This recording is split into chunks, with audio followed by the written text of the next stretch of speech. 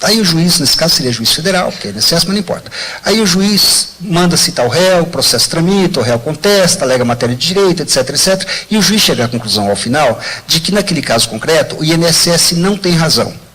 Não porque a matéria fática, não tem razão por conta da lei. Então, o juiz interpreta a lei, naquele caso concreto, resolve as questões jurídicas que ele tem que enfrentar e ele resolve que, naquele caso, o INSS não tem razão. E julga improcedente. O processo tramitou regularmente e tal. Imaginemos que no dia seguinte o INSS processa uma outra pessoa, mas envolvendo a mesma matéria de direito.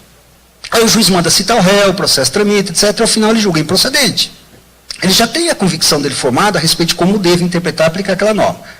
Aí o INSS promove uma terceira ação, não é uma terceira pessoa, um terceiro réu, mas a mesma matéria de direito. Olha o que o 285A permite ao juiz e fala, olha, depois que o juiz criou o seu convencimento a respeito de matéria de direito, no futuro, qualquer ação que vier a ser proposta envolvendo matéria de direito, só matéria de direito, ele nem manda citar o réu, ele julga improcedente de plano. É chamado em sentença de improcedência de plano. Em outras palavras, se o juiz determinasse a citação do réu, o réu contestasse, e depois que o processo chegasse ao final, ele viesse a dar uma sentença, a sentença não seria de improcedência? Seria. Então ele já sabe que no futuro ele ia julgar improcedente, porque a matéria é só de direito, ele julga improcedente de plano. Desde logo. É uma novidade. Essa novidade, todavia, está sendo questionada no Supremo Tribunal Federal. Antes que a lei entrasse em vigor, essa lei entrou em vigor em maio deste ano, a sessão federal da OAB, não é, o Conselho Federal da OAB, ingressou com uma ação direta de inconstitucionalidade no Supremo, contra esta lei, que ainda não estava em vigor na ocasião. O ministro relator, inclusive é um ex-desembargador de São Paulo, o ministro César Peluso, ele não concedeu liminar, não suspendeu, portanto, o ingresso em vigor, a lei entrou em vigor, está lá em Brasília, e daqui a alguns anos nós vamos saber o desfecho, se essa lei é constitucional ou não. Mas até que se declare lá em Brasília se ela é constitucional ou não, o fato é que ela está sendo aplicada diariamente.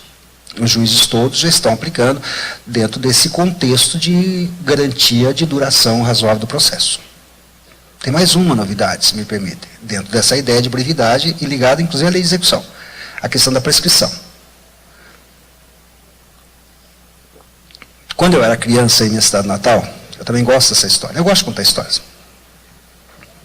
Quando eu era criança em minha cidade natal, eu tinha uns 7, 8 anos de idade, estava no grupo escolar, eu tinha um colega que era um dos melhores amigos da minha época. E a família dele sumiu da cidade, uma cidadezinha pequenininha no interior do estado de São Paulo, sumiu. O pai dele era revendedor de máquinas de costura, Eugene, olha que memória. Bom, pois é, ou Singer, não lembro, mas era máquina de costura. E sumiu.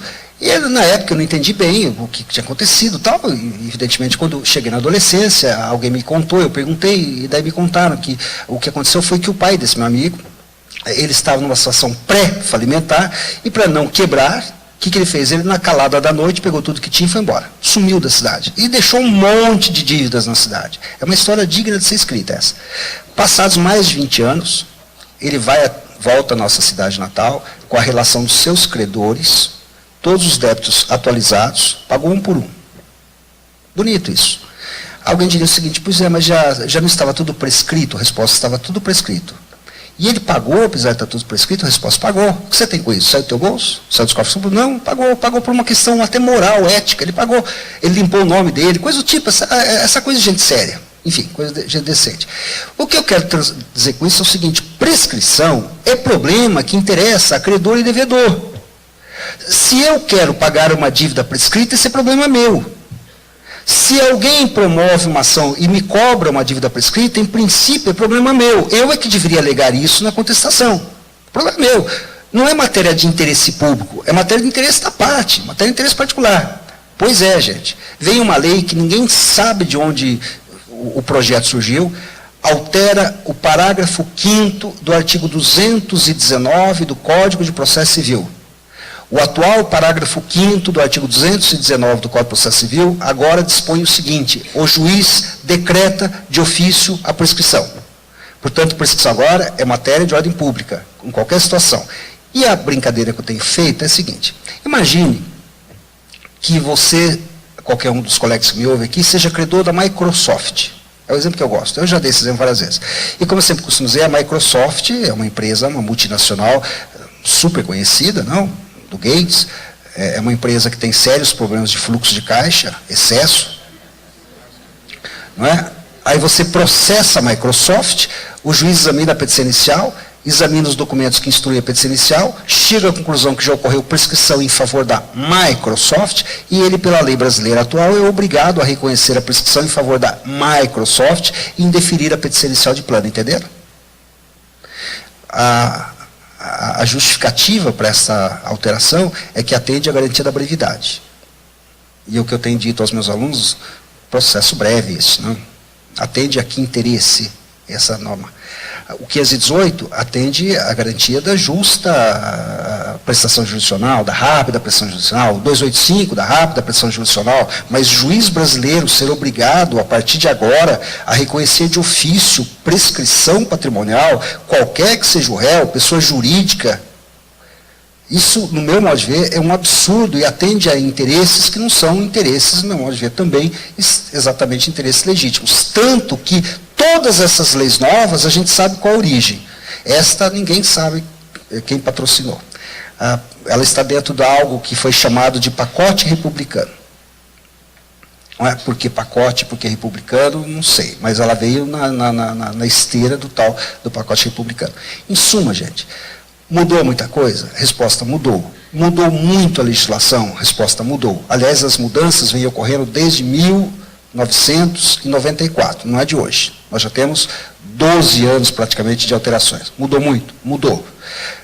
Estas mudanças vão repercutir praticamente, resposta, algumas já se revelaram eficazes. Juízes julgando de plano já estão aplicando. Juízes não aceitando apelações quando suas sentenças sejam fundadas em súmula, já estão aplicando. Juízes reconhecendo de ofício a prescrição, porque agora é impositivo, já estão aplicando. E a execução vai funcionar? Resposta, não sei. Não houve tempo hábil ainda para que nós saibamos. O processo tem um trâmite normal, de demora, natural, nós vamos saber isso daqui a algum tempo. Acontece que essas questões todas são questões de ordem jurídica federal. E as questões de ordem jurídica federal são resolvidas em última instância pelo Superior Tribunal de Justiça, via recurso especial. Não há nenhum recurso especial até agora envolvendo essa nova legislação de execução, não houve tempo hábil para isso. Quando chegar o primeiro recurso, o STJ se manifesta, em seguida nós vamos ter aí várias decisões, mas isso é coisa para 3 ou 4 anos. Até lá, nós temos que ficar na expectativa de que as coisas funcionem. E eu gostaria muito, honestamente muito, de aqui a 3 ou 4 anos, voltar a este auditório, com vocês mesmos aqui presentes, e falar assim, olha, felizmente, a nova lei de execução surtiu frutos. Eu gostaria muito de poder dizer isso. No entanto, eu não posso ter essa certeza. Aliás, ninguém pode. Porque a alteração da legislação só, sem que haja uma alteração estrutural do Poder Judiciário, sem que haja uma alteração até de mentalidade, de cultura, qualquer alteração legislativa não é suficiente. Me permita encerrar, daqui a pouco é a exposição do Dr. João Batista, me permita encerrar com uma alegoria também que eu faço muito. Essa história é real. Há muitos anos atrás, uma estrada toda esburacada e uma curva fechada, perigosíssima. E antes da curva da estrada, havia uma placa antiga, que alguém andou dando uns tiros nela, inclusive, e essa placa dizia o seguinte, atenção, buracos na estrada. E havia mesmo. Ou seja, ao invés de eles corrigirem os buracos, eles puseram uma placa e adaptaram a estrada aos buracos. E eu fico com muito medo se essas alterações legislativas não são as placas dos buracos do processo. Muito obrigado a vocês todos.